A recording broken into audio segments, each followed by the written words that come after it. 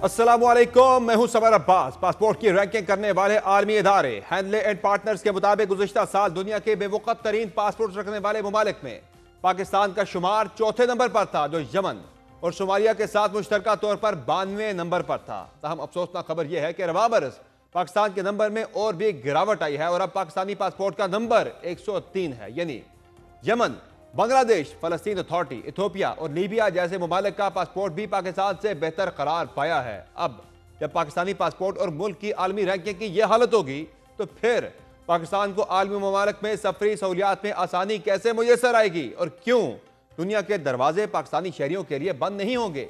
ऐसा पहले से तो हो ही रहा है, लेकिन अब इसके नताइज और भी संगीन हो रहे हैं जब अमरीका की जानिब से पाकिस्तान के लिए सख्त और वसी पैमाने पर सफरी पाबंदियों को लागू किए जाने का खदशा है। इस मुतालिक गुज़िश्ता कई रोज से यह खबरें ज़ेर गर्दिश थी कि अमरीका पाकिस्तान के शहरियों पर पाबंदी आयद करने पर गौर कर रहा है। गो के इस मुतालिक ताहाल कोई हतमी मौक़िफ़ तो सामने नहीं आया, लेकिन आज अमरीकी और बरतानवी मीडिया की रिपोर्ट्स में इंकशाफात हुए हैं जिन्होंने पाकिस्तान के लिए सफरी तौर पर नई पाबंदियों से मुताल्लिक खतरे की घंटियां बजा दी हैं। अमरीकी अखबार न्यूयॉर्क टाइम्स के मुताबिक सदर डोनाल्ड ट्रंप की इंतजामिया वसी पैमाने पर सफरी पाबंदियां आयद करने पर गौर कर रही है, जिसमें पाकिस्तान समेत 43 ममालिक शामिल हैं। न्यूयॉर्क टाइम्स के मुताबिक ट्रंप इंतजामिया एक नई सफरी पाबंदियों की फहरिस्त पर गौर कर रही है, जिसमें मुख्तलिफ ममालिक को 3 मुख्तलिफ कैटेगरीज में शामिल किया जाएगा। अखबारी रिपोर्ट के मुताबिक 10 ममालिक को ऑरेंज लिस्ट में शामिल करने की तजवीज़ है, जिसमें पाकिस्तान, बेलारूस, हेटी, म्यांमार, रूस और तुर्कमानिस्तान शामिल हैं। ऑरेंज लिस्ट में शामिल ममालिक के शहरियों के इमिग्रेंट और चाहती वीज़े महदूद किए जाएंगे। ताहम इस लिस्ट में शामिल ममालिक के कारोबारी मुसाफिरों को कुछ शराइत के साथ अमरीका में दाखिले की इजाज़त दी जाएगी।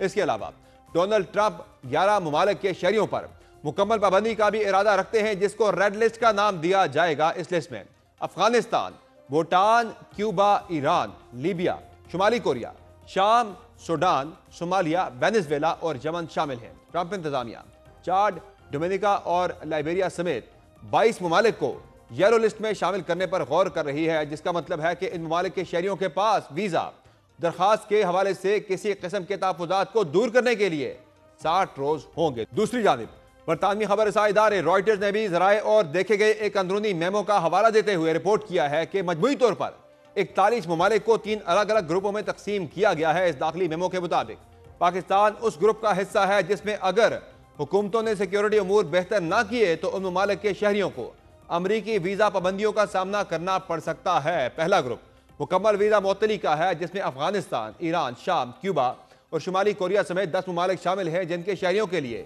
वीज़े मुकम्मल तौर पर मुअत्तल कर दिए जाएंगे। दूसरा ग्रुप जुज़वी वीज़ा मुअत्तली का है, जिसमें एरिट्रिया, हेटी, लाओस, म्यांमार और जनूबी सूडान के शहरियों को सियाहती, तालीमी और इमिग्रेशन वीज़ों में महदूद पाबंदियों का सामना होगा। तीसरा ग्रुप मशरूत वीज़ा पाबंदी का है, जिसमें पाकिस्तान, बेलारूस और तुर्कमानिस्तान समेत 26 ममालिक शामिल होंगे, जिन्हें 60 दिन के अंदर सिक्योरिटी स्क्रीनिंग और वीज़ा प्रोसेसिंग के मयार में बेहतरी की हिदायत दी गई है। अगर इन ममालिक ने इस मामले पर तवज्जो ना दी तो उनके शहरियों के लिए अमरीकी वीज़ों पर जुज़वी पाबंदियां लग सकती हैं। रॉयटर्स के मुताबिक मामले से वाकफ 3 ज़राए ने नाम जाहिर न करने की शर्त पर बताया है कि अफगानिस्तान को मुकम्मल सफरी पाबंदी के लिए तजवीज़ करदा ममालिक की फहरिस्त में शामिल किया जाएगा, जबकि पाकिस्तान की भी शमूलियत की सिफारिश की जाएगी। एक अमरीकी अहदेदार ने नाम जाहिर न करने की शर्त पर खबरदार किया कि इस फहरिस्त में तब्दीलियां हो सकती हैं और अमरीकी वज़ीर ख़ारजा मार्को रूबियो समेत इंतजामिया की जानिब से अभी इसकी मंजूरी नहीं दी गई है। याद रहे कि इससे खबर रवामा 6 मार्च को रिपोर्ट आई थी कि अमरीकी सदर डोनाल्ड ट्रंप की जानिब से नई सफरी पाबंदियां अगले हफ्ते अफगानिस्तान और पाकिस्तान के लोगों को अमरीका में दाखिले से रोक सकती हैं। यह इकदाम रिपब्लिकन सदर की जानिब से पहली मुद्दत के दौरान 7 मुस्लिम अक्सरियती ममालिक के मुसाफिरों पर पाबंदी के बाद सामने आया है, जो मुस्लिम बैन के नाम से जाना जाता था। यह पॉलिसी 2018 में अमरीकी सुप्रीम कोर्ट की जानिब से बरकरार रखने से कबल कई बार दोहराई गई थी। ताहम साबिक सदर जो बाइडन ने 2021 में इस पाबंदी को खत्म करते हुए इसे कौमी ज़मीर पर दाग करार दिया था, लेकिन अब अपने नए दौरे इक़्तिदार के आगाज में ही यानी 20 जनवरी को अमरीकी सदर ने एक एग्जेक्टिव ऑर्डर जारी करके कौमी सलामती के खतरे का पता लगाने के लिए अमरीका में दाखिले के ख्वाहिशमंद किसी भी गैर मुल्की की सिक्योरिटी जांच पड़ताल को तेज करने की हिदायत की थी। जहां ट्रंप इंतजामिया अमरीका आने वालों के लिए नए चैलेंजेस खड़े कर रही है, वहां पहले से अमरीका में मौजूद ग्रीन कार्ड होल्डर्स की मुश्किलात भी बढ़ने का खदशा है। इस मुतालिक अमरीकी नायब सदर JD वैंस ने फॉक्स न्यूज को इंटरव्यू में यह वाजे किया है कि ग्रीन कार्ड होल्डर्स को अमेरिका में मुस्तकिल रहाइश का हक नहीं। आइंदा महीनों में बड़ी तादाद में गैर कानूनी तारकीन वतन की बेदखली मुतवक्का है। ख्याल रहे कि सदर डोनाल्ड ट्रंप ने ओहदा संभालते ही गैर कानूनी तारकीन वतन के खिलाफ भी सख्त तरीन इक़दाम उठाए थे और सदारत के पहले हफ्ते में ही पाकिस्तानियों समेत 7,000 से जायद गैर कानूनी तारकीन वतन को गिरफ्तार करके मुल्क बदर किया गया था। जबकि गुज़िश्ता हफ्ते पाकिस्तान से ही मुताल्लिक एक गैर मामूली वाक़या भी पेश आया जब तुर्कमेनिस्तान में तैनात पाकिस्तानी सफीर एहसन वागन को अमेरिका के शहर लॉस एंजलिस के एयरपोर्ट से वापस भिजवा दिया गया था। किसी मुल्क के सफारतकार को यूं हवाई अड्डे पर रोकना एक संगीन मामला है जो सफारती हलकों में भी जेर बहस है। अगर अमेरिका में पाकिस्तानी तारकीन वतन की बात हो तो अमेरिकी मरदमशुमारी 2020 के मुताबिक अमेरिका में 6,87,942 पाकिस्तानी तारकीन वतन मौजूद हैं। 2018 से 2023 तक यानी 5 साल में पाकिस्तानी तारकीन वतन की तादाद 40,679 से दुगनी हो गई, यानी 80,852 तक पहुंच गई। तारकीन वतन की फहरिस्त में पाकिस्तान का 25वां नंबर है। अगस्त 2024 तक पाकिस्तान से अमेरिकी वीजों के लिए 10,000 दरखास्तें जमा करवाई गई। अक्टूबर 2023 तक पाकिस्तान से अमेरिका के लिए 1,07,183 नॉन इमिग्रेंट वीजे जारी किए गए। 2018 तक 15,803 पाकिस्तानी ग्रीन कार्ड होल्डर्स बने। 2023 में 2,245 पाकिस्तानियों ने अमेरिका में सियासी पनाह की दरखास्त दी। पाकिस्तान के लिए ये सूरत हाल इसलिए और भी ज्यादा अफसोसनाक है कि पाकिस्तान को पहले से और भी कई ममालिक बशमूल ब्रादर मुल्कों की तरफ से भी सफरी पाबंदियों या मुश्किलात का सामना करना पड़ रहा है। हालिया दिनों पाकिस्तान को मुत्तहिदा अरब अमारात के वीज़ों पर पाबंदी का भी सामना रहा। इसी तरह सऊदी अरब की जानिब से भी पाकिस्तानियों के लिए वीज़ा पॉलिसी में तब्दीली की गई थी जिससे पाकिस्तानियों के लिए सऊदी वीज़े का हसूल भी मुश्किल हुआ है। अमेरिका की नई मुजवदा पॉलिसी अमेरिका का सफर करने के ख्वाहिशमंद पाकिस्तानियों को किस तरह से मुतासिर करेगी, बात करेंगे अमेरिका में पाकिस्तान की साबिक सफीर डॉक्टर मलिया लोधी से। बहुत शुक्रिया डॉक्टर मलिया लोधी साहब, आपने ज्वाइन किया प्रोग्राम में। ये बताएगा कि अमेरिका की तरफ से जो वीज़ों पे रिस्ट्रिक्शंस के बारे से खबर सामने आई है, ज़ाहिर अभी तक ये फैसला नहीं हुआ लेकिन ये तजवीज़ बताई जा रही है कि मुमकिन तौर पर ये ज़ेर गौर है अमेरिका के अंदर। पाकिस्तान जो है वो ऑरेंज लिस्ट में शामिल किया गया है जहाँ 26 ममालिक मजीद भी हैं जिनके लिए आर्जी यानी पार्शल सस्पेंशन होगी वीज़ाज़ के हवाले से। जो स्क्रूटनी का अमल है वो बहुत सख्त कर दिया जाएगा। क्या कहेंगी, क्या लग रहा है इसके कंट्रीब्यूटिंग फैक्टर्स पाकिस्तान के हवाले से क्या हो सकते हैं, मुमकिन तौर पर इसकी वजूहात क्या हो सकती हैं? समर, जैसे आपने कहा, अभी फैसला नहीं हुआ और ये एक सदारती फैसला होगा। ये ज़रूर है कि जो न्यूज़ रिपोर्ट्स आ रही हैं उसमें मुख्तलिफ ऑप्शंस जो हैं उसकी निशानदेही की जा रही है। लेकिन मेरी मालूमात के मुताबिक पाकिस्तान पे कोई ट्रैवल बैन नहीं लग रहा। ना ही पाकिस्तान को ऑरेंज कैटेगरी में डाला जाएगा जो सबसे सख्त कैटेगरी है। लगता ये है रिपोर्ट्स के मुताबिक। लेकिन जैसे मैंने पहले कहा, अभी फैसला तो होना है जी हाँ। कि पाकिस्तान येलो कैटेगरी में डाला जाएगा, जिसका मतलब ये होगा कि वीज़ा रिस्ट्रिक्शंस जो हैं वो कुछ टाइटन होंगी और जो प्रोसेस है उसमें ज़्यादा चेक्स होंगे, ज़्यादा मालूमात हासिल करने की कोशिश की जाएगी जो लोग वीज़ा अप्लाई कर रहे हैं। तो उस हवाले से हम ये तो ज़रूर कह सकते हैं कि मुश्किलात में इज़ाफ़ा होगा, लेकिन ट्रैवल बैन नहीं लग रहा। सही। और इसकी वजह जो है वो ज़्यादा अफ़गानिस्तान आपको लग रहा है कि जो अफ़गानी इस वक्त पाकिस्तान के अंदर हैं वो यहाँ से जाना चाह रहे हैं अमेरिका, उनके वीज़ाज़ की वजह से है, या इसमें पाकिस्तान के अपने जो है वो कंट्रीब्यूटिंग फैक्टर्स पाकिस्तान की अपनी यानी कि पाकिस्तान उसकी वजह ज़्यादा है? समर, ये मुश्किल है कहना। ये तो मेरा ख़्याल है सिर्फ़ अमरीकी जो ऑफ़िशियल्स हैं वही बता सकेंगे कि क्राइटेरिया क्या है जिसके तहत ये किया जा रहा है। लेकिन इसका दहशतगर्दी, लैक ऑफ़ सिक्योरिटी, इस किस्म के इश्यूज़ से शायद ताल्लुक़ बनता हो। डॉक्टर साहब ये बताएं कि कौन कौन से लोग, ज़ाहिर है इसमें तो स्टूडेंट्स से हमारे उनके वीज़ा में उन्हें मुश्किलात दरपेश होंगी, वो लोग जो विजिट वीज़ा पर जाते हैं अपनी फैमिली से मिलने या फिर टूरिज्म के वाले से उन्हें मुश्किलात आ सकती हैं। तो काफ़ी ज़्यादा जो है ये जो ट्रैवल करने वाले हैं उनके लिए मुश्किलात का ये सबब बनेगा। और एक वजह ये भी बताई जा रही है कि यहाँ से लोग अप्लाई बहुत ज़्यादा करते हैं, वो भी एक इसमें कंट्रीब्यूटिंग फैक्टर हो सकता है।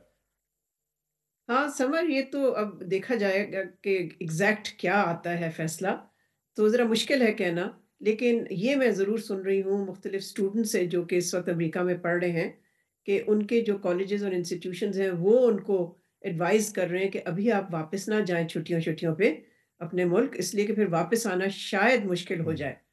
तो कुछ स्टूडेंट्स को तो मैं खुद पर्सनली जानती हूँ जिन्होंने पोस्टपोन किया, मुलतवी किया अपना पाकिस्तान आना।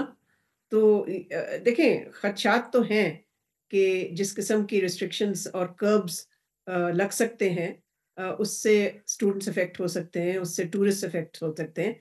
लेकिन जैसे मैंने पहले कहा, वी हैव टू वेट खत्म एंड ही कुछ सी नहीं है, व्हाट द बिल्कुल ऐसा ही है। डॉक्टर साहब, कुछ टाइम पहले तो ये खबरें आ रही थी कि पाकिस्तान के वाले से तो बहुत सख्त किस्म की जो है वो वीज़ा पॉलिसी आ रही है, अमेरिका बिल्कुल हमारे सस्पेंड कर रहा है वीज़ा जी पाकिस्तान के मुकम्मल, वो ट्रैवल बैन लगाने जा रहा है।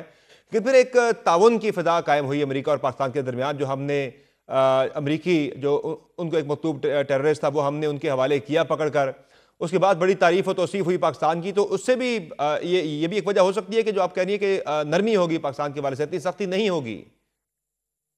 नहीं, मेरा नहीं ख़्याल, मेरा ख़्याल है ये दोनों जो चीज़ें हैं, ये मुख्तलिफ हैं, डिस्टिंक्ट हैं, सेपरेट हैं। जहाँ तक अमेरिका और पाकिस्तान का काउंटर टेररिज्म में ताउन है, वो तो काफ़ी अरसे से चल रहा है और मैं समझती हूँ चलता रहेगा। लेकिन देखें, उसका एक मुस्बत असर तो पड़ता है हमारे बाहमी ताल्लुकात पे, लेकिन बाकी जो ताल्लुकात हैं हमारे सियासी लेवल पे, और बियॉन्ड सिटी, उनको अभी रीसेट करने की ज़रूरत है, बिकॉज़ उनमें अभी कोई दम नहीं है। There is not much content to the bilateral relationship.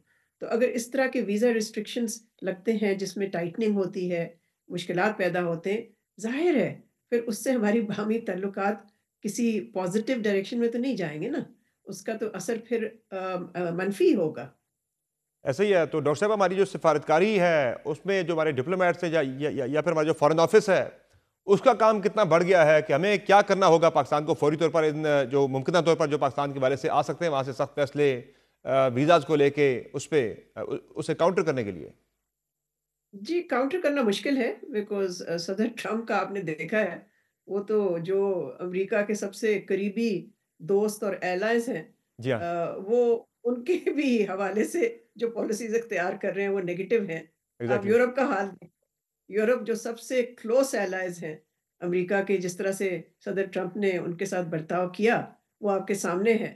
तो अब ये ज़रूर है कि फ़ॉरेन मिनिस्ट्री और हमारे जो मिशन है वॉशिंगटन में, उनको ज़रूर कन्वे करना चाहिए, और मैं समझती हूँ कर भी दिया होगा कि इससे अगर इस तरह के वीज़ा रिस्ट्रिक्शंस लगते हैं, तो उससे कोई पाकिस्तान यूएस रिलेशंस बेहतरी की तरफ नहीं जाएँगे, और उसका ज़ाहिर है फिर कॉन्सिक्वेंस होगा, उसका नतीजा होगा।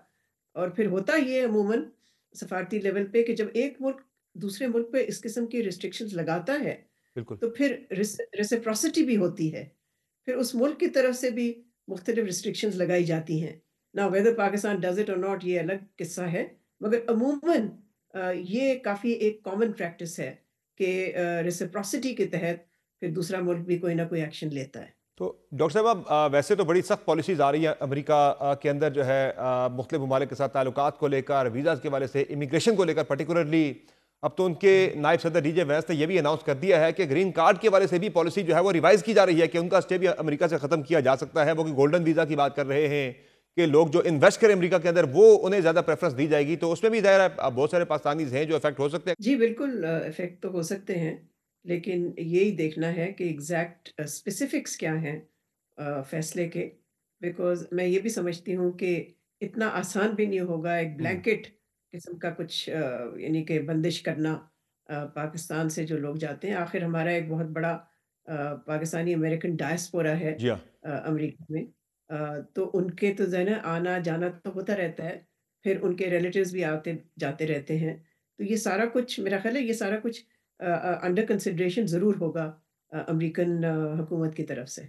बहुत शुक्रिया डॉक्टर मलिया लोधी साहब, आपने ज्वाइन किया प्रोग्राम में। डॉक्टर मलिया लोधी की गुफ्तगू आप सुन रहे थे, जिनका कहना है कि उनकी इतला के मुताबिक जो लिस्ट पाकिस्तान के हवाले से अभी फ्लोट कर रही है इंटरनेशनल मीडिया के ऊपर, उसमें पाकिस्तान को ऑरेंज लिस्ट में डाला गया है। हालांकि डॉक्टर मलिया लोधी का कहना है कि पाकिस्तान ऑरेंज में नहीं बल्कि येलो लिस्ट में हो सकता है, जहां वीज़ा रिस्ट्रिक्शंस कदरे कम होंगी as compare to the orange list. Program में एक मुख्तर ब्रेक लेंगे, ब्रेक से वापस आएंगे, बात करेंगे पाकिस्तान के अंदर तेजी से बदलती सियासी सूरत हाल के बारे से। हमारे साथ रहेगा।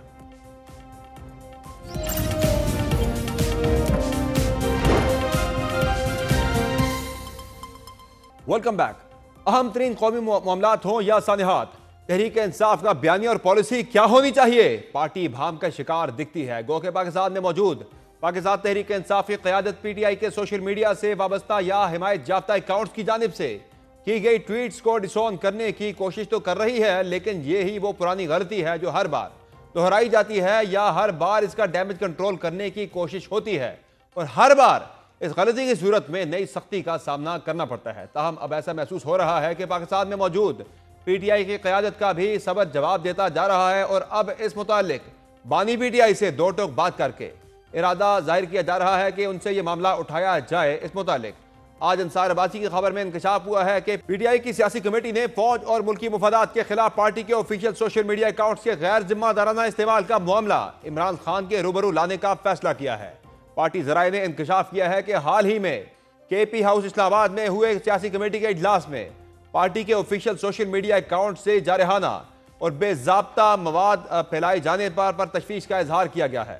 इजलास में इस बात पर इत्तफाक भी किया गया है कि इमरान खान से पार्टी के सीनियर रहनुमा मुलाकात करेंगे ताकि उन्हें सोशल मीडिया प्लेटफॉर्म्स जिसमें उनसे बराह रास्त ताल्लुक रखने वाले अकाउंट्स भी शामिल हैं का गलत इस्तेमाल रोकने के लिए निगरानी का तरीकाकार नाफिज करने पर आमादा किया जा सके। पार्टी के अंदरूनी जराए कहते हैं कि इमरान खान को मशवरा दिया जाएगा कि वो पीटीआई के अहम रहनुमाओं पर मुश्तमिल एक कमेटी तश्कील दें जो पार्टी के ऑफिशियल अकाउंट्स में शमूल एक्स और फेसबुक पर पोस्ट किए जाने से कबल तमाम मवाद की जांच करे। इस तजवीज़ का बुनियादी मकसद बैरून मुल्क मुकीम अफराद के असर रसूख को रोकना है जो मुबैना तौर पर ये अकाउंट्स फौज मुखालिफ मुहिम्मात और पोस्ट के लिए इस्तेमाल करते हैं जिससे मुल्की मुफाद को नुकसान हो सकता है। अगरचे इमरान खान पहले ही इन अकाउंट्स का दिफा कर चुके हैं, लेकिन पार्टी के अंदर इन अकाउंट्स के इस्तेमाल के हवाले से बेचैनी में इजाफा हो रहा है।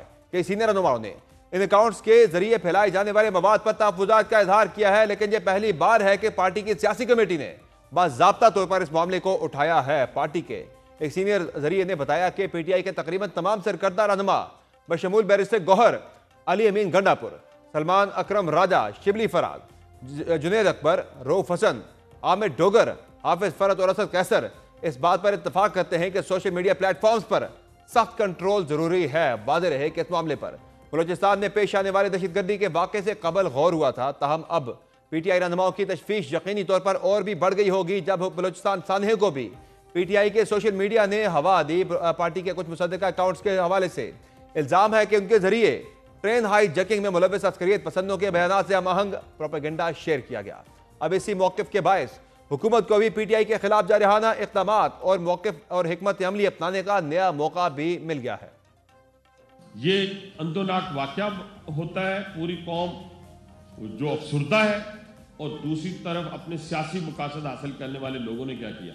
हमें भी उम्र कैद की सजाएं हुई। क्या हमने कहा कभी एक अपने इंस्टीट्यूशन को गाली दी? अगर हिंदुस्तान की जुबान को देखें, ये जो पीटीआई का ब्रिगेड है इनकी बात करने लगा हूँ, इनकी जुबान को देखें कि वो पाकिस्तान के खिलाफ क्या जुबान इस्तेमाल कर रहे हैं। फौज को टारगेट किया हुआ है, टारगेटेड मूवमेंट है। टारगेटेड मूवमेंट की सूरत में करोड़ों अरबों रुपए मिल रहे हैं और आम बंदों को मिल रहे हैं ताकि पाकिस्तान पे लान तान की जाए और बाहर बैठी हुई जो इनकी मशीनें हैं वो मशीनों की सूरत में पाकिस्तान को जो है इस गर्दाब में फांसने की कोशिश की है। इस तनाजुर में जहां पीटीआई के लिए सियासी मुश्किलात बढ़ने का अंदेशा है, वहां कानूनी तौर पर भी मामलात कठिन ही होते दिख रहे हैं। बिलखसूस बानी पीटीआई से मुलाकातों पर पाबंदी मजीद पुख्ता होती जा रही है। आज भी इस्लामाबाद हाई कोर्ट ने एक फैसला सुनाते हुए पीटीआई रहनुमाओं जुनेद अकबर और दीगर की इमरान खान से मुलाकात की दरखास्त मुस्तरद कर दी। इस्लामाबाद हाई कोर्ट के जज जस्टिस खादिम हुसैन सोमरो ने पीटीआई रहनुमाओं की दरखास्त नाकाबिल समाअत करार देकर खारिज कर दी है। फैसले के मुताबिक पीटीआई रहनुमा पीटीआई के बानी से मुलाकात के लिए बनाए गए मैकेनिज्म पर अमल नहीं कर रहे। जेल सुपरिटेंडेंट ने बानी पीटीआई से मुलाकात करने वाले 8 रहनुमाओं की फहरिस्त पेश की। फैसले के मुताबिक मुलाकात करने वालों में सलमान अकरम राजा, बैरिस्टर गौहर, सलमान सफ्तर, न्याजुल्लाह न्याजी, नईम पंजोता, शुएब शाहीन, जबकि अबूजर न्याजी और उजैर भंडारी का नाम शामिल है। अदालती फैसले में कहा गया है कि 10 मार्च को उन 8 रहनुमाओं ने बानी पीटीआई से मुलाकात की थी। दरखास्त गुजारों ने मुलाकात से मुतालिक एसओपी पर अमल नहीं किया। दरखास्त नाकाबिल समाअत करार देकर खारिज की जाती है। दरखास्त गुजार कानून के मुताबिक एसओपी पर अमल करने के पाबंद हैं। दूसरी जानिब तहरीक इंसाफ इमरान खान से मुलाकातों पर गैर एलानिया पाबंदी पर सरापा एहतजाज है, जिसके बकौल अदालती अहकामात की खिलाफ वर्जी के साथ साथ हुकूमत इंसानी हुकूक की खिलाफ वर्जी की भी मुर्तकिब हो रही है। 6 महीने हो गए, किसी एक बंदे को भी नहीं मिलाया। खान साहब के बच्चों से भी रेगुलरली बात नहीं होती। तो इसका तो हम बारहा कह चुके हैं कि ये वायलेशन हो रही है कोर्ट के ऑर्डर की भी, और वैसे भी गैर इंसानी सलूक है, ये नहीं होना चाहिए। अगर आपने माहौल थोड़ा अच्छा करना है तो ये चीज़ें तो ख़त्म हो, ताकि ये शिकवा शिकायत ना हो। सोशल मीडिया से मुतालिक पाकिस्तान तहरीक इंसाफ की नई हिकमत अमली या नई पॉलिसी क्या होगी, और दहशतगर्दी के खिलाफ हुकूमती एक्शन को पाकिस्तान तहरीक इंसाफ किस हद तक सपोर्ट करेगी, बात करेंगे पाकिस्तान तहरीक इंसाफ के सेक्रेटरी जनरल सलमान अकरम राजा से। बहुत शुक्रिया सलमान अकरम राजा साहब, आपने ज्वाइन किया प्रोग्राम में। सर ये बताएगा कि दहशतगर्दी के मसले पर हुकूमत एक नेशनल कंसेंसस पैदा करने की कोशिश कर रही है कि एक भरपूर जवाब दिया जाए दहशतगर्दों को। तो जो भी हुकूमत की तरफ से पॉलिसी बनती है, कोई एक्शन प्लान तैयार होता है, तहरीक इंसाफ की तरफ से भरपूर सपोर्ट होगी इसे? देखिए, ज़ाहिर है हम दहशतगर्दी के खिलाफ खड़े होंगे, हम मुल्क की सालमियत जगानगत के लिए खड़े होंगे। लेकिन इसके लिए ज़रूरी है कि एक इफ़हाम एक सोच-विचार का एक सेशन हो। क्या करना चाहिए उसके लिए फ़रासत जो है वो किसी एक इदारे या किसी एक जमात की मीरास नहीं है। जी हाँ। हम सबको मिल के बैठना होगा। तमाम मैं समझता हूँ स्टेक होल्डर्स, तमाम सियासी जमातें, छोटी-बड़ी और लोग जो दानिश रखते हैं, हमें बहुत सोच-विचार के साथ आगे बढ़ना होगा। तो सर हुकूमत तो एक पॉलिसी जो है बनाने के लिए पहले एक एपीसी बुलाने के बारे में उन्होंने ऐलान कर रखा है कि हम बहुत जल्द एक एपीसी बुला रहे हैं, तमाम सियासी स्टेक होल्डर्स को बुलाएंगे उसमें। लेकिन फिर शिबली फराज साहब ने शर्त रखती तहरीक इंसाफ की तरफ से आगे जी कि खान साहब को जेल से पेरोल पर रिहा करके उसमें शिरकत के लिए लाया जाए। तो मशरूत कर दिया तहरीक इंसाफ ने, जिसपे गवर्नमेंट ने काफ़ी ज़्यादा जो है वो रजिस्ट भी किया, रिएक्ट भी किया। तो क्या आज भी पॉलिसी यही है कि खान साहब को जेल से पेरोल पर रिहा करके अगर आने दिया जाता है तभी तहरीक इंसाफ की शिरकत होगी एपीसी में, या सेकंड ईयर लीडरशिप भी शरीक हो सकती है, या फिर जो मौजूदा दस्तयाब क़यादत है? देखिए, इसका हतमी फैसला इमरान खान साहब खुद करेंगे, उनसे मुशावरत होगी। जो भी उनका फैसला होगा उसके मुताबिक ही हमारा राय अमल होगा। सही है। और तहरीक इंसाफ ने तो वैसे खुद भी एक एपीसी जो है वो कौमी कॉन्फ्रेंस बुलाने का ऐलान कर रखा है। इसमें आप गवर्नमेंट को भी दावत देंगे या सिर्फ अपोजिशन की जमातें ही जो है इस कौमी कॉन्फ्रेंस में शरीक होगी? देखिए, इस कॉन्फ्रेंस का मकसद मुल्क में आइन, जमहूरियत, शराफत का अहया होगा, क्या का तहफ़्फ़ुज़ होगा। तो जो कोई भी इस हवाले से साथ चलना चाहेगा, उसको हम ज़रूर दावत देंगे। इस वक़्त हम समझते हैं कि हुकूमती जमातें जो हैं, पीपल्स पार्टी, पीएमएलएन, ये आइन, कानून, शराफत के खिलाफ खड़ी हैं, बल्कि व्यवहार इन्होंने बर्पा की हुई है। घरों को तोड़ा जाता है, लोगों को अगवा किया जाता है, धौंस की बुनियाद पर एक हुकूमत कायम है। तो इनके साथ बैठने पर गौर हो सकता है, फिर इसमें मुशावरत होगी, इमरान खान साहब से मुशावरत होगी और हम आगे बढ़ेंगे। लेकिन इस वक़्त हम ये समझते हैं कि वो जमातें जो इस निज़ाम की इस वक़्त मातूब हैं, उनको ज़रूर बैठना चाहिए, उनको ज़रूर सोचना चाहिए और दावत देनी चाहिए कि आइन और कानून के मुताबिक इस मुल्क में काम हो। इस वक़्त हम उस जानिब बढ़ेंगे। हम बिल्कुल समझते हैं कि मामलात का हल पीटीआई के ही पास है, क्योंकि हम ही मुल्क की नुमाइंदा जमात हैं। पाकिस्तान के अवाम की बड़ी तादाद अक्सरियत का जो एतबार है, कि जो कॉन्फिडेंस है वो हम में है। लिहाज़ा जब तक हम आगे नहीं बढ़ेंगे किसी मसले का हल नहीं होगा। इसलिए हम पाकिस्तान की फलाह के लिए हम आगे बढ़ेंगे, अपना रोल अदा करेंगे और जो कोई मुस्बत तरीके से इस अमल में शामिल होना चाहता है, उसको शामिल करेंगे। जी सर, ज़ाहिर है आप एक बड़ी ज़बरदस्त आप जो है वो जज्बे का इज़हार कर रहे हैं कि मुल्क के लिए किसी भी हद तक हम जाने को तैयार हैं, जो हमें करना पड़ा अपना किरदार उसमें अदा करेंगे। होना भी ऐसे ही चाहिए। तो इस वक्त एक पाकिस्तान तहरीक इंसाफ की तरफ से एक तहरीक भी प्लान हो रही है, जो कि आपने ईद के फ़ौरन बाद चलानी है। इस वक्त जो हालात हैं मुल्क के अंदर दहशतगर्दी को लेकर बहुत ही संगीन सूरत हाल है, और गवर्नमेंट जो है एक नेशनल एक रिस्पॉन्स उस पर तैयार कर रही है कि किस तरह से हमने निपटना है इस खतरे से। तो ऐसे में क्या ये तहरीक मौखर हो सकती है उसी तर्ज पर कि जब आपने 2014 में भी जब आपका धरना था, वो धरना आपने ख़त्म कर दिया था जब एपीएस पे अटैक हुआ था, जब नेशनल एक्शन प्लान बनाने के लिए आप बैठे थे इकट्ठे मिलकर, तो आपने वो धरना ख़त्म किया था, तहरीक आपने ख़त्म की थी। तो अब भी ये तहरीक जो है वो फॉर टाइम बीइंग मौखर हो सकती है, या वो साथ साथ चलेगी? ये देखिए, मुल्क में जब तक कानून और आइन की बहाली नहीं होगी, कुछ भी और मौसर नहीं होगा। आप कोई एक्शन प्लान कर लें, कोई आप मंसूबा बना लें बैठकर किसी बंद कमरे में, वो कारगर नहीं होगा जब तक आप मुल्क में आज़ादी नहीं देंगे लोगों को जो हकीकी नुमाइंदे हैं इस मुल्क के। तो वो बात हम करते रहेंगे, उसकी शक्ल क्या होगी, तरीक़ा-ए-कार क्या होगा, ये एक अलहदा बात है। लेकिन हम हर सूरत जमहूरियत, आइन, शराफ़त की बात करेंगे। हम समझते हैं पाकिस्तान की फलाह इसी में है।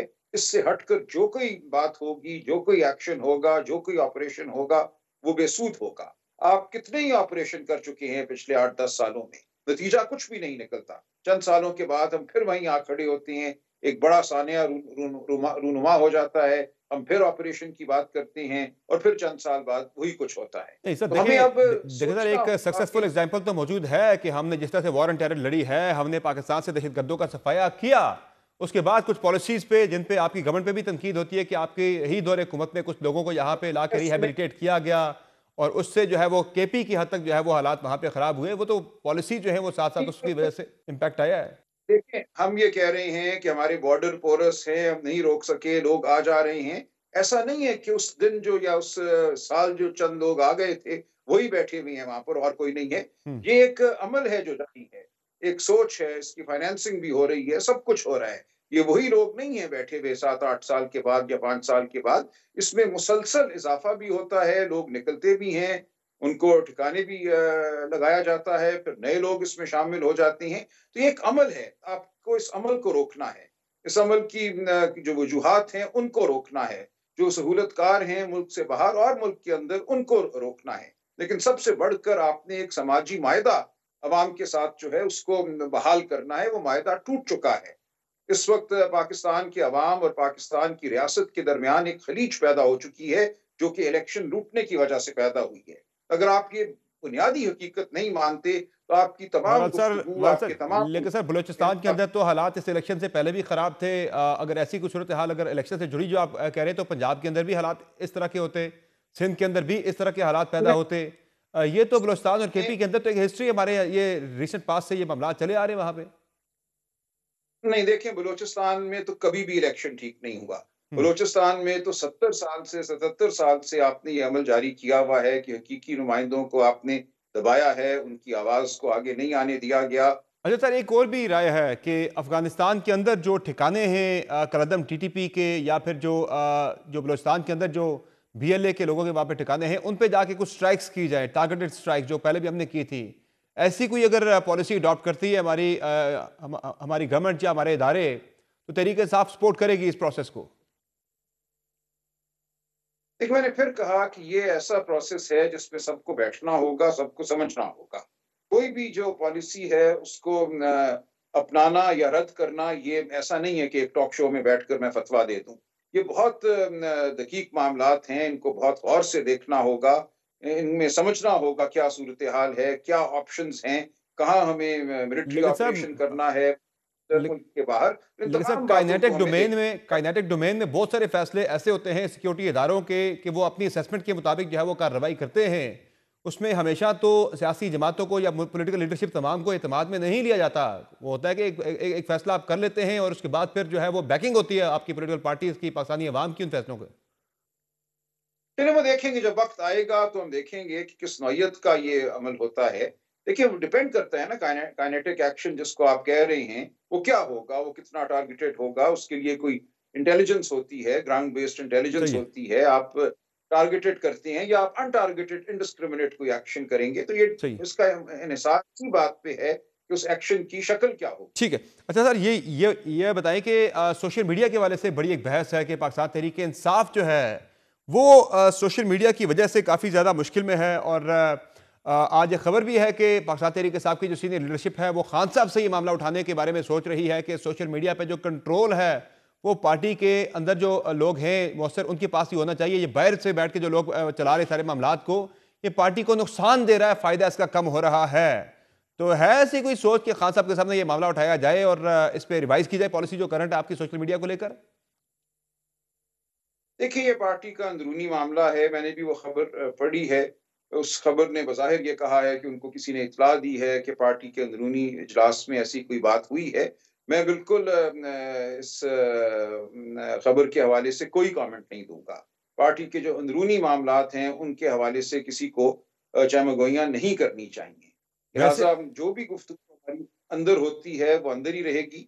और जो भी गुफ्तगू हम करेंगे खान साहब के साथ, इमरान खान साहब के साथ, नहीं, उसका ताल्लुक वो तो सर जाहिर है एक फैसला होना है आपका, एक वो स्ट्रेटेजिक पार्टी का मैटर है, आप उसे ज़्यादा रिवील नहीं कर सकते। लेकिन ये इस हद तक तो पार्टी के अंदर ज़रूर ये सोच पैदा हो रही है कि सोशल मीडिया के वाले से अपनी पॉलिसी को जो है वो रिवाइज किया जाना चाहिए। ये पार्टी को नुकसान ज़्यादा पहुंचा रहा है फ़ायदे के बजाय। No comment sir. और सर पार्टी का जो ऑफिशियल ट्विटर अकाउंट है उसके कंट्रोल के हवाले से भी कोई है ऐसी सोच?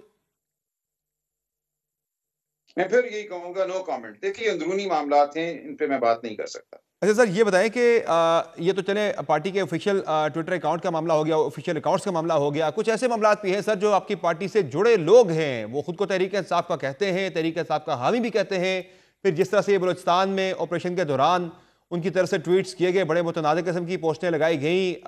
मैं अगर बात करूँ अभी मोस्ट रिसेंटली कल की प्रेस कॉन्फ्रेंस के ऊपर भी रिएक्ट किया गया कासिम सूरी की तरफ से, शहबाज गिल की तरफ से। तो ये इन लोगों के बारे में क्या पॉलिसी है पार्टी की? पार्टी ने ऑन करती है या इनसे कोई ताल्लुक नहीं है? क्या इनके बारे में पॉलिसी है? देखिए, मैंने पहले भी अर्ज किया है कि दो तरह की ये सोशल मीडिया में पोस्ट्स लगती हैं। एक वो लोग जिनका पार्टी से कुछ ना कुछ ताल्लुक है या रहा है, वो अपने आप को पार्टी का खैर खा बताते हैं। उनकी अपनी एक राय है, उस राय को हम कंट्रोल नहीं कर सकते। वो अपनी आज़ादाना राय रखते हैं, लेकिन वो पार्टी की राय नहीं है। दूसरे वो लोग हैं या वो हैंडल्स हैं सोशल मीडिया पे, जो हम समझते हैं कि प्लांटेड हैं, जिनका पार्टी से कोई ताल्लुक नहीं है। उनका मकसद ही ये होता है कि इश्ताल दिलाया जाए। कभी वो कह देंगे कि खान साहब की सेहत बहुत खराब है, तशवीशनाक सूरत-ए-हाल पैदा हो गई। कभी वो कहेंगे उस दिनों फलां जगह क्यों नहीं मुज़ाहरा करते, फलां जगह धरना क्यों नहीं देते। इन अकाउंट्स का मकसद सिर्फ होता है इश्तियाल अंगेज़ी पैदा करना, एक ऐसी सूरत-ए-हाल पैदा करना जहाँ ये लगे कि कोई बहुत ही तशवीशनाक सूरत-ए-हाल पैदा तो हो गई पार्टी है सर अपने आप या को डिसएसोसिएट क्यों नहीं करती? स्पेसिफिक कुछ लोग ऐसे हैं जिनके बारे में आप बात करेंगे, जरा कुछ ऐसे आपकी पार्टी के लोग हैं जो इस तरह के बयान देते हैं, जिनका भी आपने जिक्र किया कि फलां जगह धरना क्यों नहीं देते, ऐसा क्यों नहीं करते, वैसा क्यों नहीं करते, तो उन लोगों को आप उनसे लातल्लुकी का ऐलान करने के बारे में कुछ सोच रहे हैं या करेंगे ऐसा? देखिए, इस पे बात कर सकते हैं, लेकिन मेरा नहीं ख्याल कि हर ट्वीट पे हमें कोई रिएक्शन देने की ज़रूरत है। कोई बंदा 100 बातें करता है, उसमें 90 बातें जो हैं हम समझते हैं हमारे मौक़िफ़ के मुताबिक हैं। अब 10 बातों से हो सकता है हमें कोई इख्तिलाफ़ राय हो, तो ज़रूरी नहीं है कि हम हर बात पे अपना रद्द-ए-अमल दें। जो पार्टी का अब तो बयानिया है, वो पार्टी के जो ओहदेदारान हैं, वो बयान करते हैं। अब तो उमर यूब सर साहब ने हुकूमत भी कोई मैंने कार्रवाई बात प्लान कर रही है, कोई एक्शन प्लान कर रही है। वो कह रहे हैं कि जब ये सानिया जाफर एक्सप्रेस के दौरान कुछ अकाउंट्स थे, कोई 19,000 के करीब बताए जा रहे हैं अनऑफिशियली, कि उनके खिलाफ वो आइडेंटिफाई किए गए हैं, जिनके खिलाफ कार्रवाई होगी, बड़ी सख्त किस्म की एक्शन होगा। उसमें ज़ाहिर है बहुत सारे लोग ऐसे जो कि तहरीक इंसाफ के हामी है, कुछ तहरीक इंसाफ के एक्टिव लोग भी उसमें हैं।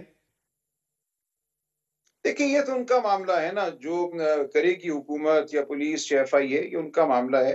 इसका हमसे तो कोई ताल्लुक नहीं है। हम ये समझते हैं आज़ादी इज़हार होनी चाहिए। अगर इतनी बड़ी तादाद में ये हमला करने की का मंसूबा बना रहे हैं, तो यकीनन ये आज़ादी इज़हार पे भी एक हमला होगा। बहुत सी बातें ऐसी हैं जो अगरचे आपको नागवार गुज़रें, हम समझते हैं वो जो आईनी हक है आज़ादी इज़हार का, उसके वो दायरे में आती देखिए हैं। सर, ख़्वाह वो आज़ादी नागवार इज़हार बिल्कुल होनी चाहिए, मैं आपकी बात से 200% एग्री करता हूँ, लेकिन रियासत का मौक़िफ़ ये है कि उस वक़्त जो ट्वीट जो बयानिया एक बन रहा था, वो रियासत के लिए, रियासती इदारों के लिए बड़ा डैमेजिंग था, बल्कि वो कहते हैं उल्टा वो बीएलए को सपोर्ट कर रहा था। देखिए, हम तो नहीं कर रहे हैं ना, ये पीटीआई का बिल्कुल बयानिया नहीं है। हमने अफ़सोस का इज़हार किया, मग़फ़िरत की दुआ की, हमने जो ऑपरेशन हुआ है उसको भी सराहा, तो इसलिए पीटीआई का बयानिया बिल्कुल वाज़ेह है। कल बैरिस्टर गौहर ने प्रेस कॉन्फ्रेंस से खिताब किया, हमारे जो इत्तेहादी हैं चकज़ई साहब, साहबज़ादा हामिद रज़ा, उन्होंने बात की, असद कैसर साहब ने बात की, 1 दिन पहले मैंने प्रेस कॉन्फ्रेंस की। तो हमारा बयानिया जो पार्टी का है वो बिल्कुल वाज़ेह है। इनफरादी बात कोई कर सकता है, अपने अपने जज़्बात का इज़हार कर सकता है, वो एक इनफरादी बात है। हम हमारे लिए ज़रूरी नहीं है कि हर ट्वीट के साथ हम एंगेज कुछ करें, कोई इत्तलात तो सर रद्द-ए-अमल ये दें। भी आई थी अनऑफिशियली के अनकन्फर्म रिपोर्ट्स तो ये भी हैं कि आपका बैरिस्टर गौहर साहब का जो बयानिया है इस सारी पॉलिसी को लेकर, पार्टी के अंदर बहुत सारे लोग इस बयानिए से, इस सोच से डिसएग्री कर रहे हैं।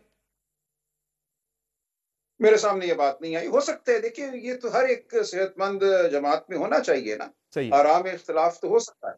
इसलिए इसमें कोई तशवीश की बात नहीं है।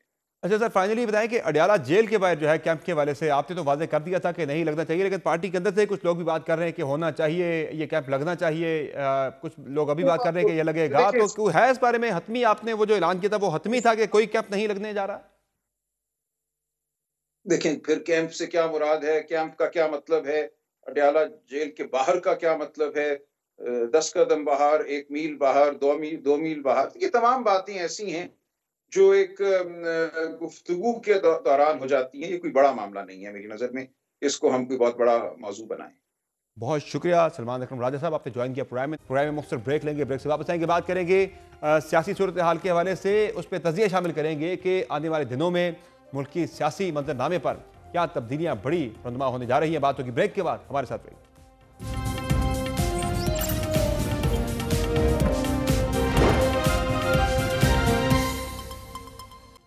Welcome back. नाज़रीन, कहा जाता है कि हर बड़े सानहे में कुछ अपॉर्चुनिटीज़ भी होती हैं, और पाकिस्तान के अंदर ये जो सानिया जाफर एक्सप्रेस हुआ है, इंतहाई ये अंदोनाक और अफसोसनाक ये सानिया था, लेकिन इसमें बड़ी कामयाबी हमारी फोर्सेस की थी कि उन्होंने जो है किसी बड़े नुकसान से बचा लिया। तहम अब मुल्क में एक कंसेंसस पैदा करने की बात हो रही है, एक सियासी डायलॉग की बात हो रही है कि मिलकर एक पॉलिसी बनाई जाए, आगे बढ़ा जाए। क्या यही मौका हो सकता है कि सारी सियासी लीडरशिप एक पेज पर मौजूद हो और फिर से एक नेशनल लेवल पर एक डायलॉग का आगाज़ हो सके, मुज़ाकरात का आगाज़ हो सके, जो कि हुआ लेकिन नाकाम हो गए। तहरीक इंसाफ की तरफ से भी विलिंगनेस इसकी नज़र आ रही है, गवर्नमेंट की तरफ से भी नज़र आ रही है। तहरीक इंसाफ ने कुछ शराइत ज़रूर रखी है कि इमरान खान साहब को निकाल कर पेरोल पर लाया जाए, तब जाके तहरीक इंसाफ इसका हिस्सा बन सकती है। लेकिन गवर्नमेंट की तरफ से भी कुछ खबरें इस तरह की आ रही हैं कि शायद कंसिडर किया जा रहा है, इस बात पर गौर हो रहा है कि इस ऑप्शन के ऊपर कि ऐसा हो सकता है कि इमरान खान को पेरोल पर लाया जाए या ना लाया जाए। बहरहाल क्या होने जा रहा है सियासत में बात करेंगे। हमारे साथ मौजूद है प्रोग्राम में मुनीर फारूक साहब, सीनियर साफी और तर्जकार है। बहुत शुक्रिया मुनीर साहब, आपने ज्वाइन किया प्रोग्राम में। ये बताइएगा कि अब जो इस वक्त हालात हैं मुल्क के अंदर सिक्योरिटी की सूरत हाल को लेकर, गवर्नमेंट इस पर तमाम स्टेक होल्डर्स को, सियासी स्टेक होल्डर्स को, अपोजिशन के हों या हुकूमती, उनको एतमाद में लेने के लिए एक जो है वो डायलॉग की बात कर रही है, एक APC की बात कर रही है। क्या ये नुक्ता आगाज हो सकता है एक नए नेशनल डायलॉग का, या सारी सियासी जमातें इकट्ठी एक जगह पे बैठें और नए मुज़ाकरात का जो प्रोसेस है वो फिर से शुरू हो? बहुत शुक्रिया आपका समर। देखिए, वैसे तो हम सबके लिए कलमिया है कि हमें एक कैलेमिटी चाहिए होती है, एक जी कोई हाँ। ऐसा वाकया चाहिए होता है जिसके बाद हम ये सोचें कि जी कोई नेशनल डायलॉग होना चाहिए। साने APS हुआ तो उसके बाद आपको पता है वो एक फिर नेशनल डायलॉग भी हुआ। जी हाँ। अगर आपको याद हो, आपके भी ज़हन में होगा कि नेशनल एक्शन प्लान के अंदर उसके उन पॉइंट्स को अगर आप देखें, वो पहल में 15-20 पॉइंट्स थे, तो उनमें जी एक हाँ। बलूचिस्तान के हवाले से भी पॉइंट था कि वहाँ पर जो हुकूमत होगी उसको इख्तियार दिए बोल थे। देखिए, ये जो इस तरह की बैठक या मुशावरत, ये एक और चीज़ है। ठीक है, हमने कुछ चीज़ें उस पे ऑप्टिक्स के लिए भी करते हैं। लेकिन हमारे मुल्क में इस वक़्त कोई ऐसा नेशनल डायलॉग हो सकता है या नहीं, ये अपने आप एक बहुत अंदर सवाल है। देखिए, अगर हालात नॉर्मल हो, एक ऑपोज़िशन, एक हुकूमत, जो एक सिलसिला चल रहा हो वो हो, इस वक़्त तो एक डिस्क्वाइट मौजूद है हम्म। पाकिस्तान की सियासत के अंदर, और बहुत बुरी और तशवीशनाक किस्म की पोलराइजेशन है। To the hmm. एक्सटेंट कि ऐसे डैगर्स ड्रॉन है between the government and the PTI, और जो जो हुकूमती तबका है और तहरीक इंसाफ के दरमियान, और उनके दीगर जो अपोजिशन के अंदर दोस्त मौजूद हैं, जी कि हाँ। ये तो कोई हक और बातिल की जंग टाइप काम शुरू हो गया है। और आप देखिए, उस पूरे चक्कर में जो सबसे बड़ी कैजुअल्टी बड़ी है बनी है चीज़, वो ऑब्जेक्टिविटी बनी है। ऐसा ही है। बहुत से पाकिस्तान के जो नामवर, जो पुराने कई सहाफ़ी थे, वो भी इसकी कैजुअल्टी बन गए हैं। हम्म। क्योंकि अब वो सहाफ़त से निकल कर वो एक प्रोपेगेंडा और फिर जो कैंपेन और एक्टिविज़्म, उसकी तरफ चले गए हैं। और उनके नज़दीक अब सिर्फ़ किसी खबर के बारे में देना या उस पे तज्ज़िया देना, ये तो अब शायद सहाफ़त के तौर पर क्वालिफ़ाई नहीं करता। बट हैविंग सेड दैट, मैं सिर्फ़ इतना कहूँगा कि ये जो अभी खबर, जिस तरह आपने भी कहा कि इसको कंसिडर किया जा रहा है। देखिए, हुकूमत के लेवल पे तो शायद कुछ लोग, आप दुरुस्त कह रहे हैं, ऐसा सोच सकते हैं। मैं उनमें मिसाल दे देता हूँ, जैसे राना सनाउल्लाह साहब हैं। हम्म। वो एक सियासी शख्सियत है, उनको एतराज़ नहीं होगा। कुछ चंद और दोस्त होंगे जिनको एतराज़ नहीं होगा। लेकिन इस निज़ाम के अंदर जो लोग मैटर करते हैं, वो तो कभी नहीं चाहेंगे कि इमरान खान साहब को पैरोल पे बाहर लाया जाए, because that would equate as a validation for Imran Khan. Hmm. वो तो इक्वेट करेगी कि उनको आप इम्पोर्टेंस दे रहे हैं, उनकी रेलेवेंस बढ़ा रहे हैं और उनको वैलिडेट कर रहे हैं कि जी, हम्म। वाक़ई Imran Khan is such a towering personality, जिनके बगैर APC सक्सेसफुल नहीं हो सकती है, कोई कौमी पॉलिसी नहीं बन सकती। So on one hand I would say कि ठीक है, ये सोच ज़रूर हो सकती है, लेकिन मुझे इसकी जो पॉसिबिलिटी है वो नहीं नज़र आ रही। It's less likely to happen.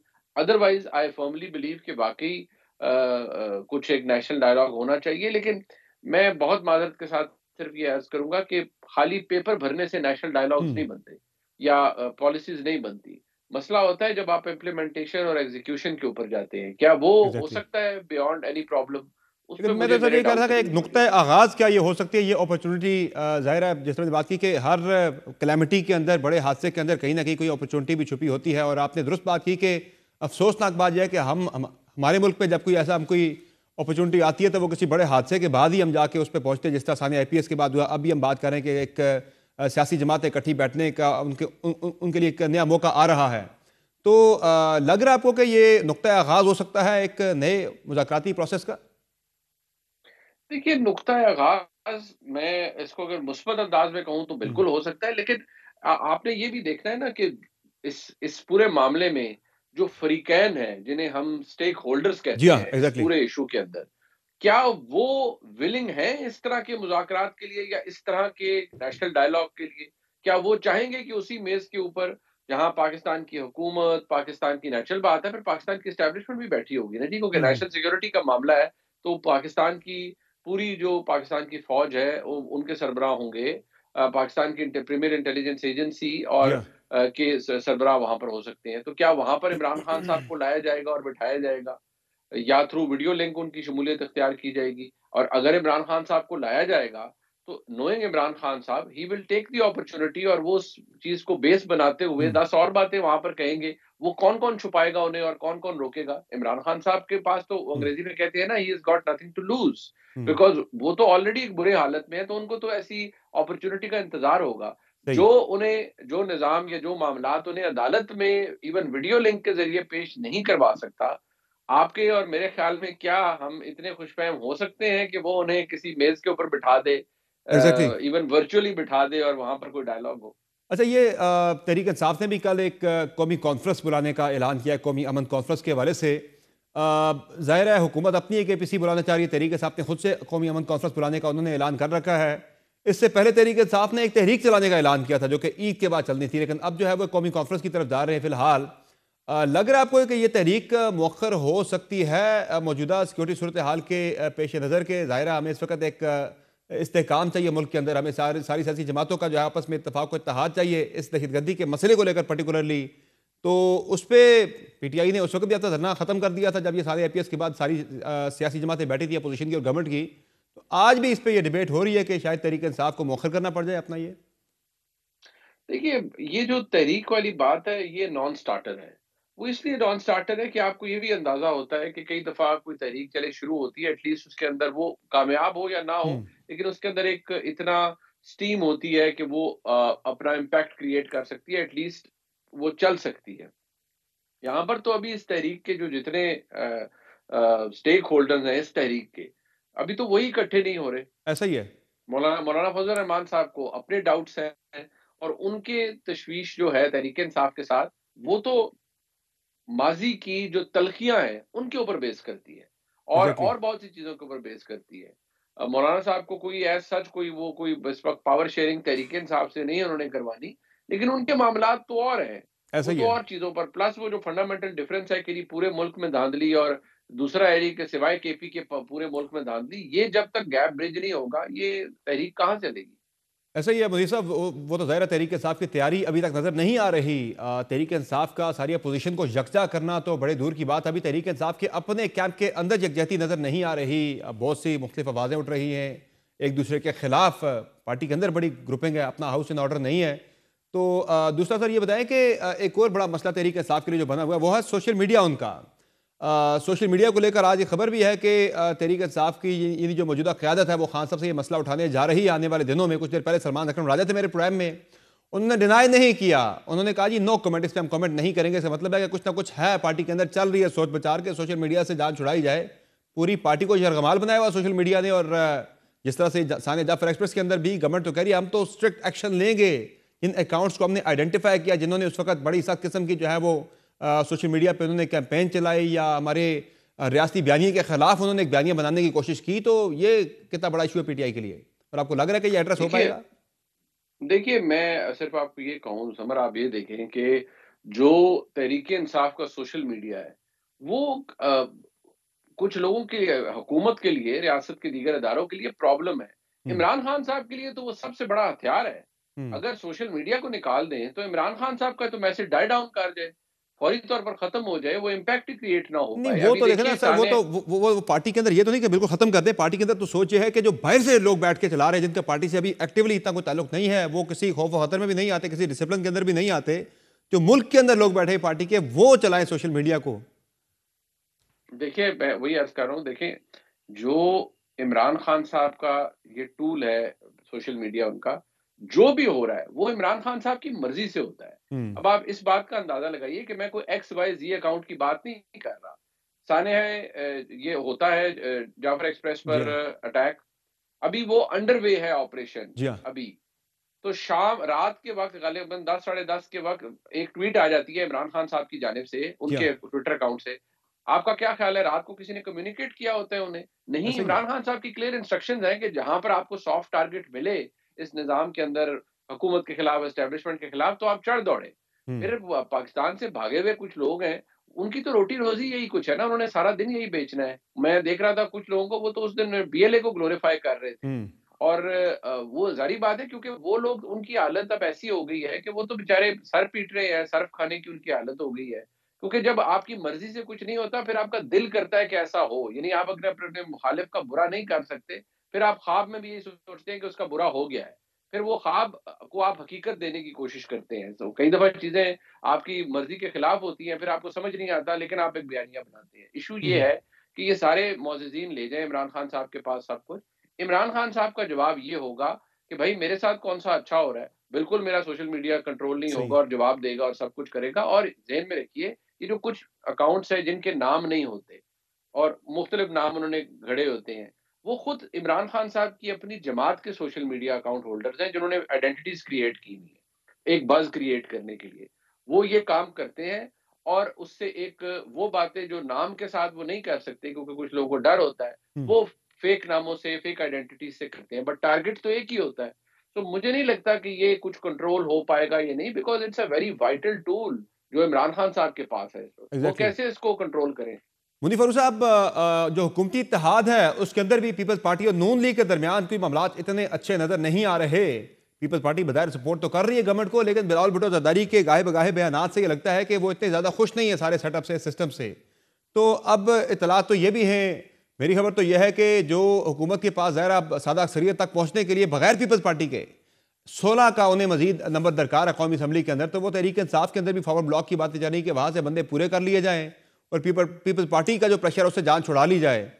तो आज भी कोई मुलाकातें वगैरह हुई हैं उनकी पावर शेयरिंग के हवाले से, तो क्या लग रहा है आपको, ये मामला कितना संजीदा है या ये चलेगा ऐसे ही? देखिए, ये जो पीपल्स पार्टी और मुस्लिम लीग नून का ये इत्तेहाद है, ये निहायत ही गैर फितरी इत्तेहाद है। हम्म, ये जमातें फंडामेंटली एक दूसरे की खिलाफ है जी सियासी हाँ, तौर पर, और इनकी एक तारीख भी मौजूद है। अभी तो ये ज़ाहिर बात है, निज़ाम चल रहा है, इसको एक ख़ास अस्करी टेप मैं कहूँगा उससे जोड़ा गया है। हम्म, और जो ज़ाहिर बात है, वो एक ज़ोर ज़बरदस्ती का एक इत्तेहाद है। और ये ऐसा ही इत्तेहाद है जैसे इमरान खान साहब के दौर में था, कि ये इत्तेहाद की वजह ये है कि ये हम्म, एस्टेब्लिशमेंट की मर्ज़ी से चल रहा है। जब नहीं होगी सरपरस्ती एस्टेब्लिशमेंट की, तो ये इत्तेहाद फॉल अपार्ट कर जाएगा। लेकिन चलिए बियॉन्ड दिस अगर मैं कहूँ कि देखिए, जो मसला है इस्लामाबाद या वहाँ के मामलात का, वो तो चले शहबाज शरीफ साहब के साथ, वज़ीर-ए-आज़म साहब के साथ प्रॉब्लम कुछ एड्रेस हो सकते हैं। देखिए, जो पंजाब के इश्यू है, पंजाब में मुस्लिम लीग नून बहुत कंफर्टेबल है। जी हाँ, ऊपर से जो शख्सियत इस वक़्त पंजाब की वज़ीर आला हैं, वो मियाँ नवाज़ शरीफ साहब की साहबज़ादी हैं। वो इस वक़्त तमाम फ़ैसले अपनी मर्ज़ी से ले रही हैं और वो बहुत सी चीज़ों के ऊपर उनको वो रेज़िस्ट भी करती हैं। कुछ माज़ी में भी 6-8 महीने पहले भी ये काफ़ी माहौल गर्म हो गया, तल्ख़ी हुई। चाह रहे थे पीपल्स पार्टी के कुछ दोस्त के चंद लोगों, अब चंद सीट्स के ऊपर उनके लोग अपॉइंट हों या उनके रिकमेंडेड लोग जी हाँ, अपॉइंट हों, और वो बाज़ नज़र में दुरुस्त लोग थे, कोई बुरे लोग नहीं थे। लेकिन वज़ीर आला पंजाब ने इसको रेज़िस्ट तो ख़ैर छोटा लफ़्ज़ है, उन्होंने तो सिंपली इसको रिजेक्ट कर दिया कि उन्होंने कोई ऐसी चीज़ तस्लीम नहीं करनी सही है। और ना ही वो किसी किस्म का कोई प्रेशर लेंगी। तो मेन इश्यू यही है। इसहाक डार साहब वहाँ पर तशरीफ़ फरमा हों, मरियम औरंगज़ेब साहिबा हों, कोई भी हो, लेकिन जो आखिरी वर्ड है, वो इस मामले में चीफ मिनिस्टर पंजाब का है। क्या वो इस मुज़ाकराती अमल का हिस्सा हैं? अगर नहीं है, तो ये बोन ऑफ कंटेंशन रहेगा between Peoples Party and PML. सही है, बहुत शुक्रिया मुनीर फारूक साहब, आपने ज्वाइन किया प्रोग्राम में। यकीनी तौर पर हुकूमत फ़िलहाल तो मुस्तकम दिखाई दे रही है। अपोजिशन की तरफ से तो उसे किसी किस्म का कोई खतरा नहीं है। अगर खतरा कहीं से हो सकता है तो वो पाकिस्तान पीपल्स पार्टी की तरफ से हो सकता है। देखते हैं कि फॉरवर्ड ब्लॉक के जरिए ही हुकूमत अपनी सादा अक्सरियत पूरी कर लेती है या फिलहाल पीपल्स पार्टी के आसरे ही ये हुकूमत चलती रहेगी। आज की शो में इतना ही, इजाज़त दीजिए। अल्लाह हाफ़िज़।